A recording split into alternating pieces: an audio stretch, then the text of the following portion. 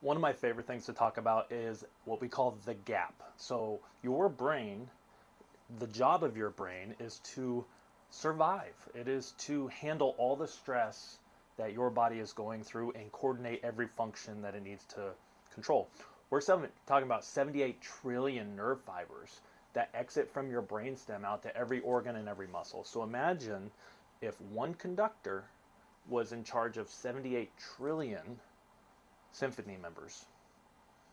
How much weight is on that conductor's shoulders to execute and manage and know where everybody's at and be able to organize and coordinate everything that is necessary for you to survive. Sometimes I feel like we underservice, like we don't value how important and how much our brains are really doing. So the gap is a major topic that talks about how the healing capacity of your brain, how much stress can it handle. So stress breaks your body down. Physical, so we're going to add it up like a bar graph. Physical stress breaks your body down. That's slips and falls and traumas, accidents. But a lot of your small repetitive stuff is even worse than that. Sitting in chairs, right? Texting, driving, poor posture. This gravity's pushing down on you. Exercising. All this stress, good or bad, adds up. Okay? Now, chemical stress. They are chemicals in your food, preservatives, dyes, toxins, right? There's chemicals in your air, there's chemicals in your water, chemicals everywhere, and they're poisoning you.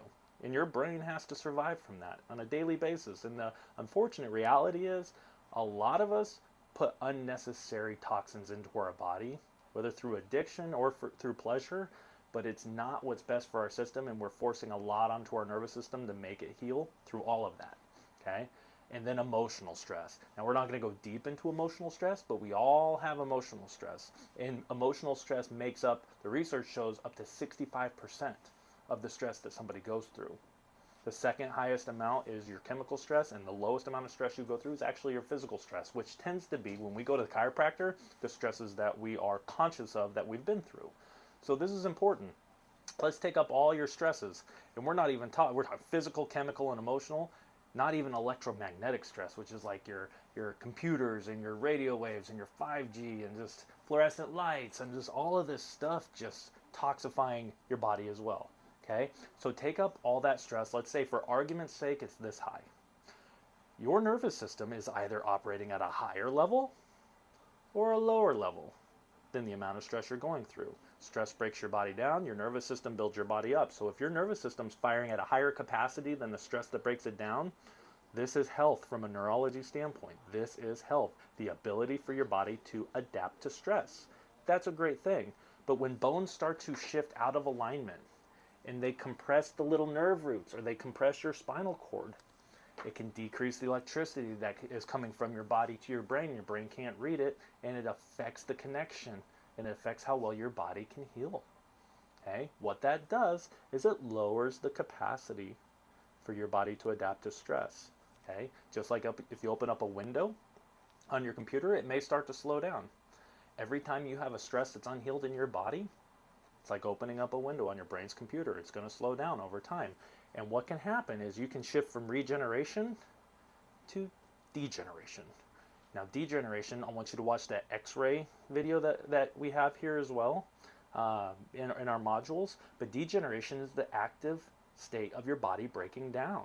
It means your stress is breaking your body down faster than your body can adapt and heal and thrive. Most people, this is where they're at when we analyze them. They have pressure on their spinal cords, their spine is actively breaking down, and it's going to continue to get worse and worse over time, where their stresses will continue to rise, their function will continue to drop until the point where their bodies cannot survive, right? That's how, and that's why you see the majority of Americans work so hard for a long, like 60 years maybe, but then the later portion of their life, it's kind of the exception to thrive in retirement, right? People are robbed of quality of life and years of life from never being told the type of stuff that we're talking about in these four walls of our practice, okay? So the gap here, early on, we're going to close the gap. The first phase of care, and watch the phases of care video, is all about rehabilitating your system. Every single adjustment is going to rehabilitate the strength of your system, like closing down the windows until you get to the point where your body can adapt at the same level of the stress that's breaking it down.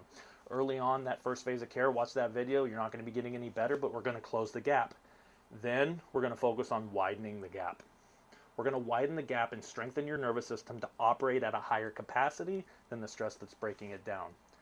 This is going to do multiple things. The better your nervous system's working, the bigger the gap is, the harder it's going to be for stresses to break your body down. You're more resilient, which is exceptional for you because as you go through life, less things are going to break your body down and more things are going to build your body up because your body can take in the stress, read it, respond to it, and grow from it.